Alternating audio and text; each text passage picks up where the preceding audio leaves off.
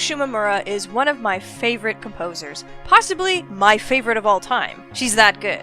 The funny thing is, I didn't realize I'd been listening to her work for a number of years until I bought my own copy of Legend of Mana after months of saving with the pathetic money you get from having a paper route.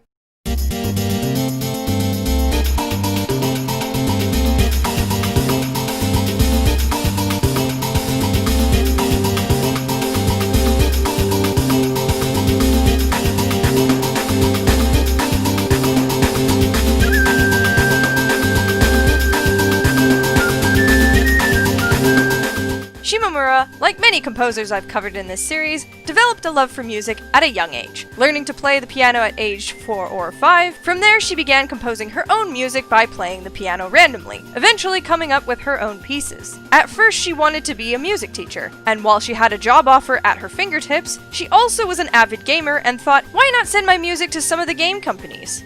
A great decision, it turns out. Legend of Mana really pushed my love for video game music, allowing me to look back and research what composers did which games. I noticed that Shimomura had composed several games I had played and loved, including Breath of Fire, although she only did one track but I super liked it, Super Mario RPG, and of course, Parasite Eve.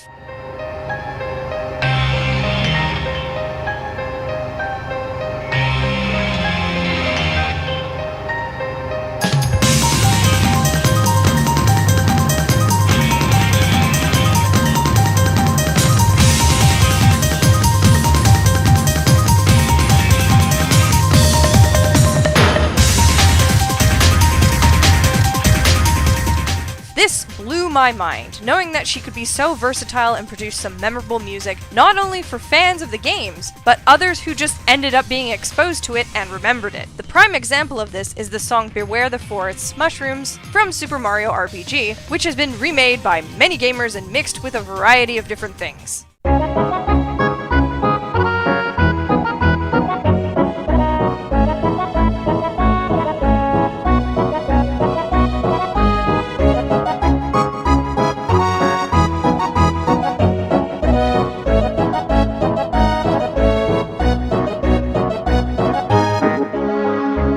Now, the big game franchise that Shimomura composes for is one that I am not a fan of, but hey, I'll still listen to the music like a loyal fan. I'm talking, of course, about Kingdom Hearts.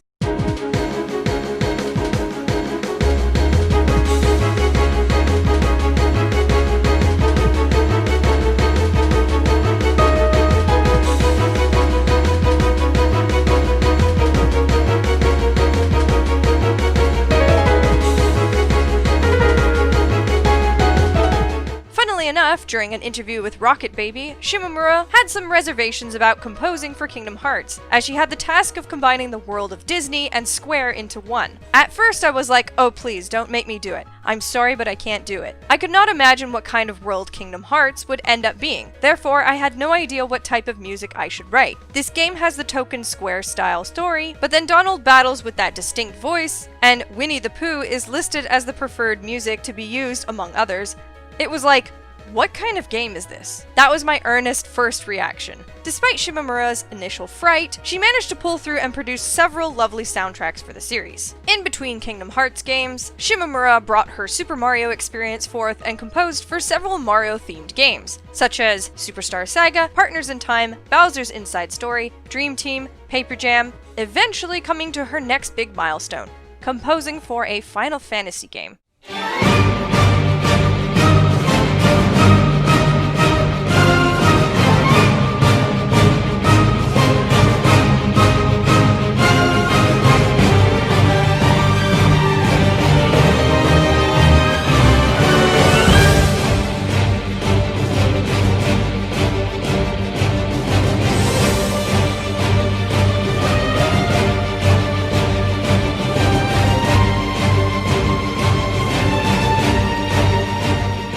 This game seemed to bring out Shimomura's fighting game and Parasite Eve vibes, alongside the fantasy music she often nailed. Thankfully, she did not feel the pressure to conform to the standard Final Fantasy series music that Uematsu had established, as the series had branched away from the classics and into something quite different. This allowed her to create the music that she believed would fit. The game originally started as Final Fantasy XIII Versus, evolving into Final Fantasy XV during the 10-year development cycle. Even with a decade to fix or rearrange the music she had prepared for the spin-off title, Shimomura did little to change the songs she produced. In an interview with PlayStation Blog, Shimomura cements this claim when asked about her music for the game. The first song I actually created for the whole project was right at the start 10 years ago. It was the song Somnus, and this song is still in the game today. I think the overall direction of the music has been fairly consistent since the beginning of the project. There was music we knew we wanted to add specifically when the game became 15, so a lot of new things were added then, but it was because new things were being added to the game, things that needed to be supported by music. Again, I loved the music in the game, but I never finished it. It just wasn't the game for me, unfortunately, though this seems to be a reoccurring thing when you get older and have less time to play through epic RPGs.